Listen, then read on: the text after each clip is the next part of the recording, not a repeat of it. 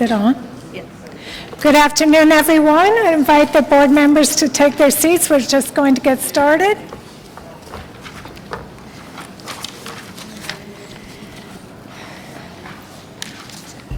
So welcome to the Police Services Board meeting for Monday, July 22nd. We'll start with the confirmation of the agenda.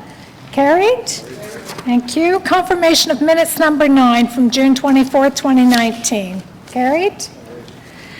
Okay, declarations of interest. Seeing none, committee meeting report from committee chairs and minutes. There's only one. It's the Human Resource Committee, of which I am the chair. The Human Resources Committee met on July 8th. 2 items were discussed in camera.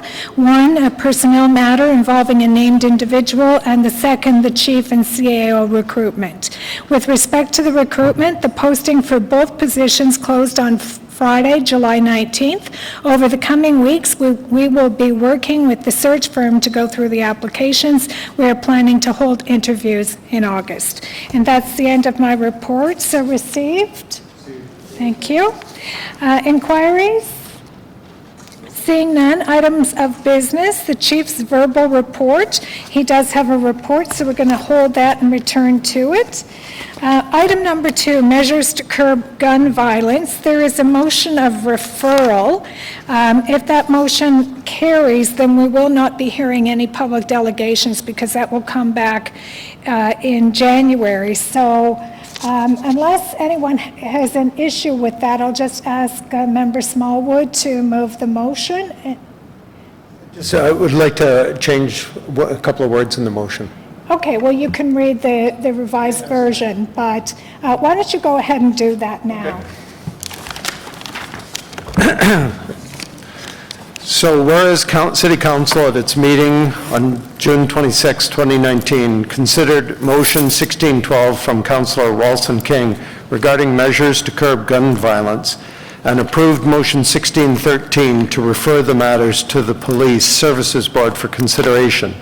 And whereas the board believes the issues raised in the motion are important to public safety and should be part of the ongoing discussions on gun violence in our community, and whereas the board would like to gain a better understanding of current best practices across the country, as well as ongoing research on gun violence and possible deterrence, therefore, be it resolved that the Chief of Police be directed to bring forward a report by Q1 of 2020 to the Board's Policy and Governance Committee that contains an environmental scan and research and recommendations on measures to curb gun violence as outlined in the King-Fleury motion referred by City Council, and that the police service confer with the CPO in the development of this report, and that the chair draft a letter to the Canadian Association of Police Governance to solicit information on best practices from other police services boards from across the country.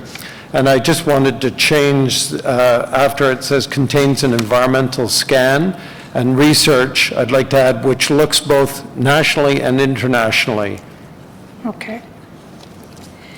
Okay, so this is effectively a motion of referral. I think it's a very good idea that we do an environmental scan and gather all the information, bring forward some concrete recommendations for our consideration, and at the same time, I think we need to understand the jurisdictional issues of what this board has jurisdiction over. So is everyone okay with this referral motion?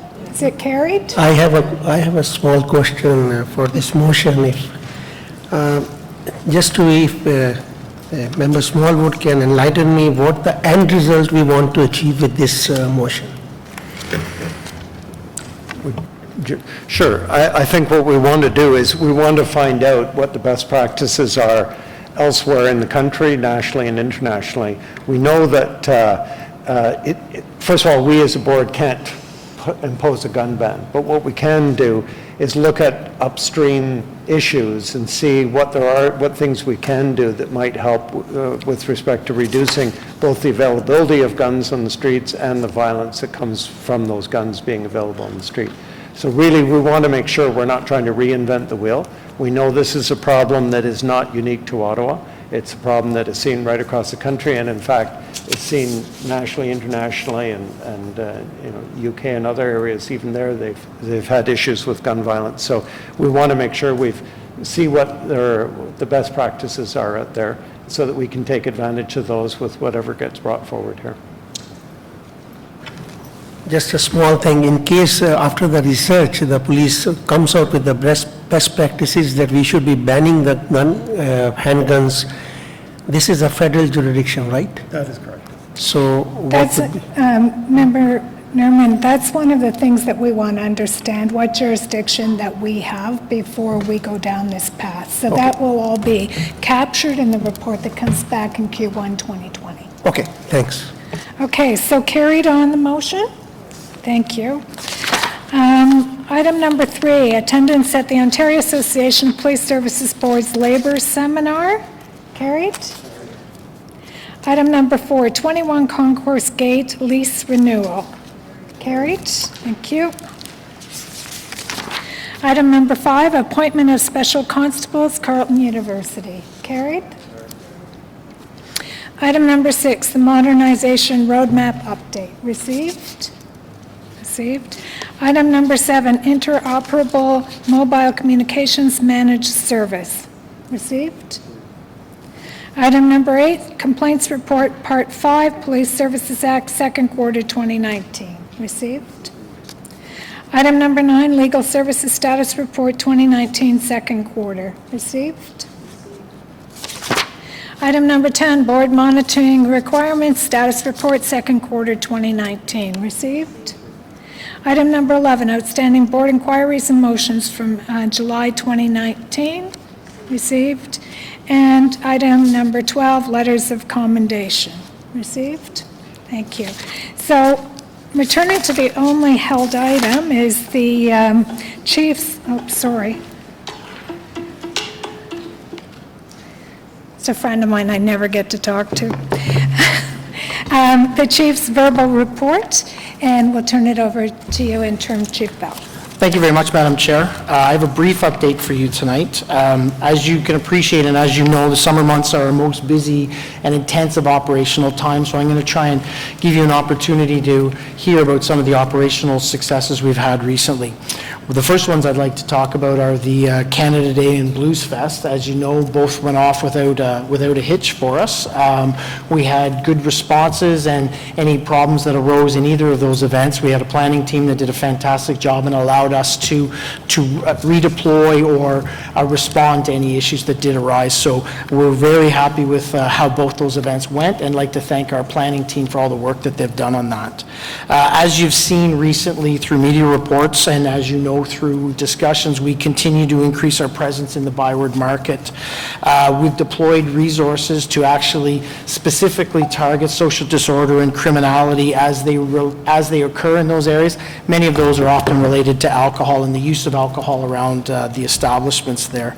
We have our Bikes and Beats unit that are there on a regular basis, and we've also redeployed our school resource officers to the area who are also there on an ongoing basis so that we create familiar faces within that area. We've got extremely positive feedback on that from our community, shop owners, the BIA in the area, so we're happy with how that has started.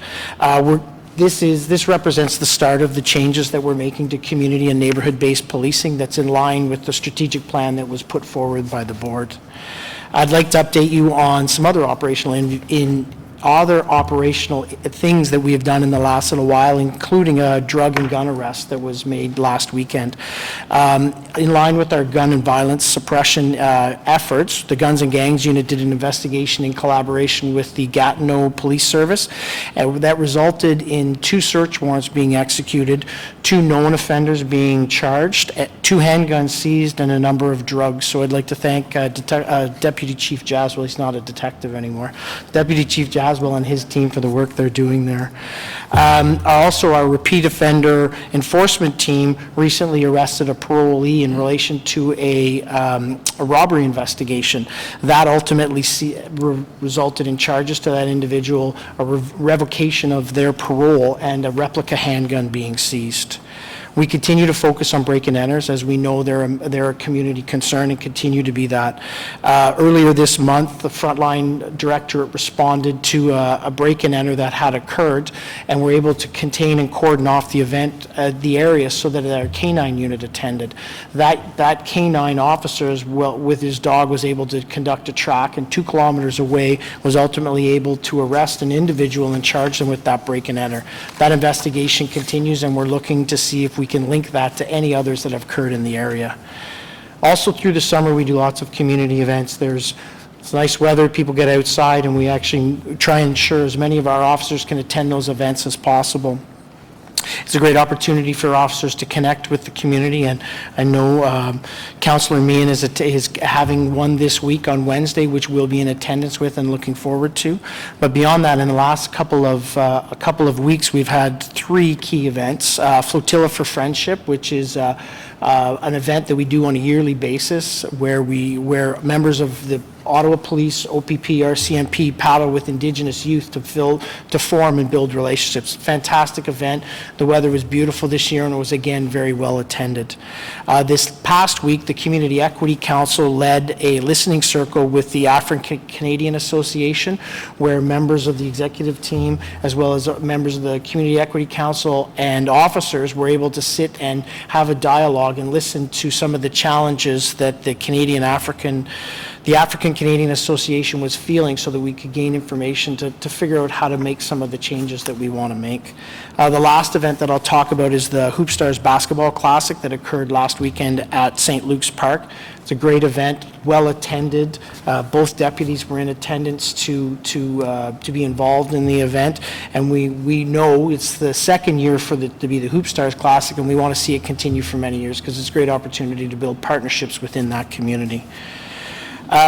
As an update on recruitment, as you know, our recruiting team is out at many of these events. I'd like to thank the the outreach team, as well as the leadership of the recruitment team, because they're actually posting some great results for us. We are absolutely committed to have the best candidates come into this police service, and we are absolutely dedicated to have those members be reflective of the community that we serve every day. I'm happy to report today that this year we've put out 2 classes, 45 people in those classes, and overall, over 40% of those classes have been women.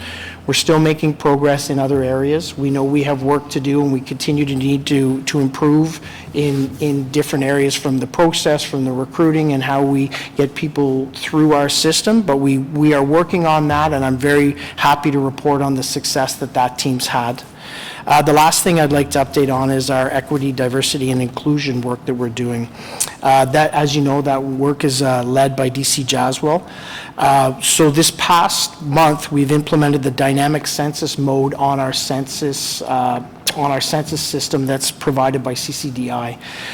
What that'll allow us to do is collect immediate information on new members as they come in, so that we won't have the lag around census information that we've had in the past. We won't need to wait every 3 years to see where we are from a standpoint in terms of what are the demographics that make up our organization. It's a very exciting and progressive step for us that we are looking to leverage and utilize as we implement plans in the future. EDI and Deputy Jaswell will be back this fall with 3 key reports. The first one will be an update on the draft action plan to get input and feedback as we are looking at implementing that EDI office. Traffic stop race data collection will be coming to you in September through a presentation by the York research team, and the diversity audit will be coming back in October as a presentation on the report. Beyond those reports and the work that's being done, we're also implementing this fall mandatory human rights training for all members of the organization. This training is going to be facilitated by the Center for Intercultural Learning, and will focus on training in areas like ethical leadership, our equitable work environment policy that exists in our organization, human rights protected grounds, as well as policies and procedures around how to manage, implement accommodations needs for members. It will also cover gender-based analysis plus, GBA plus, which is a standard across the country, and unconscious biases. So I'd like to thank Deputy Jaswell and his team for all the work that they've done on this to lead us up to this point. that's my verbal report tonight. Thank you, Interim Chief Bell. Are there any questions? Member Blasting?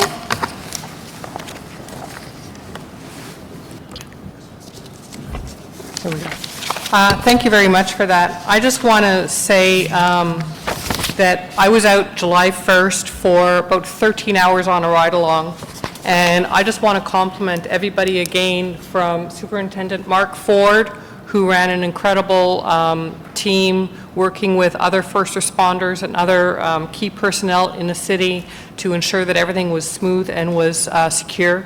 ESU, Pivot, 2 different platoons were out that I saw, and everybody was effective, respectful, and completely professional at all times.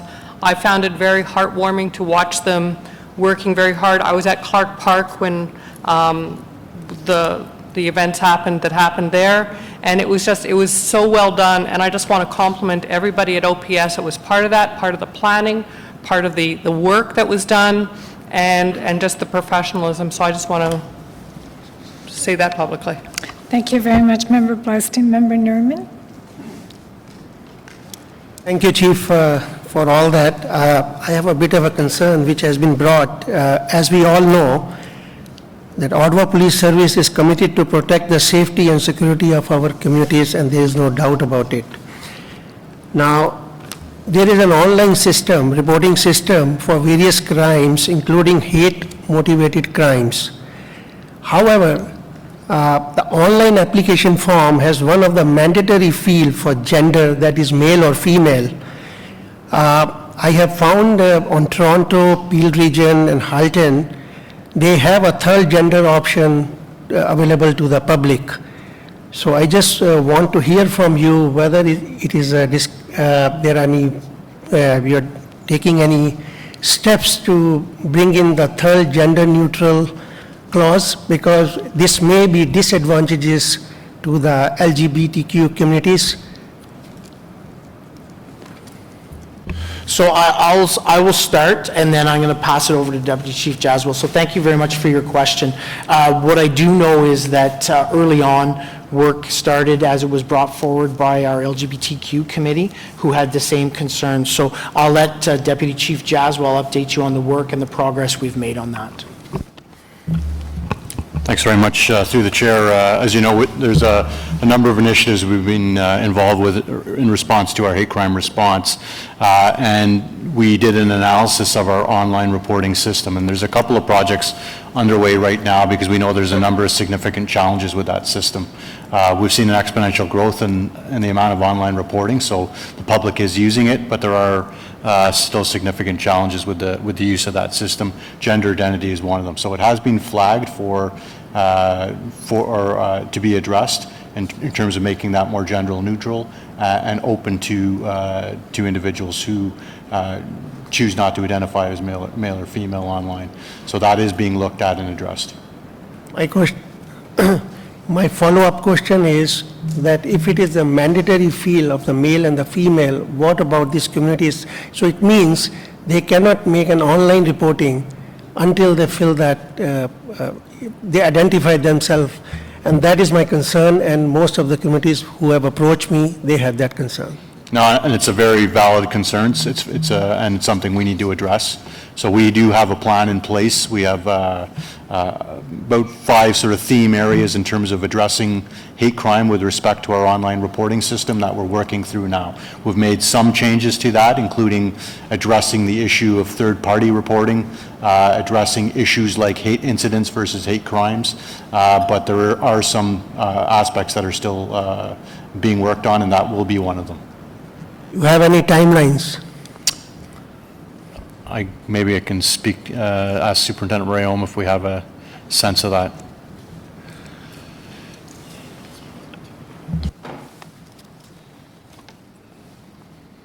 It should be by this fall, because we have Staff Sergeant Denny Hull working on it as we speak, so it will be definitely this fall. It should be up and running. Thank you. Okay, thank you, Member Nerman. Any other questions for the chief? Just Member Meehan. Thank you, Chair. Chief,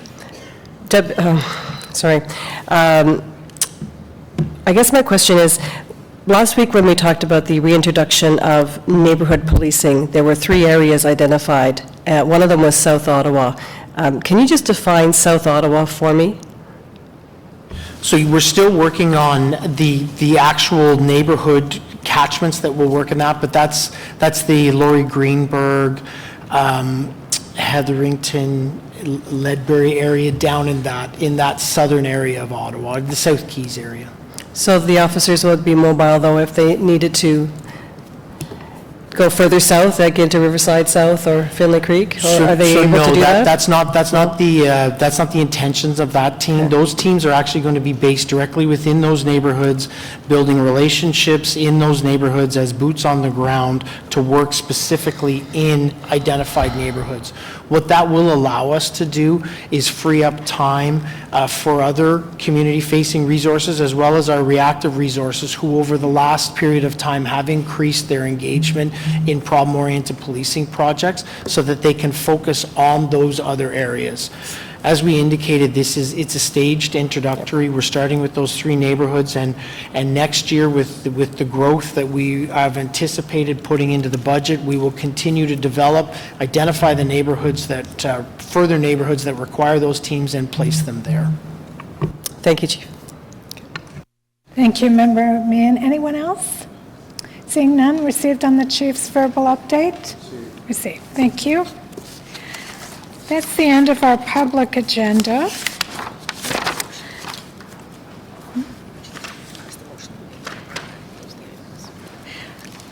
So I need a motion to move in camera. Member Smallwood? Okay, and the items are listed in the agenda. So number 1, Labor Relations Unit Report, second quarter. 2, Legal Services Status Report, Settlement, second quarter 2019. Item 3, Personnel Matter involving a named individual. And 4, Chief and Chief Administrative Officer Recruitment. So carried on moving in camera?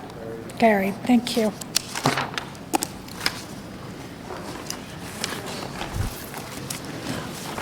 You need this for in camera.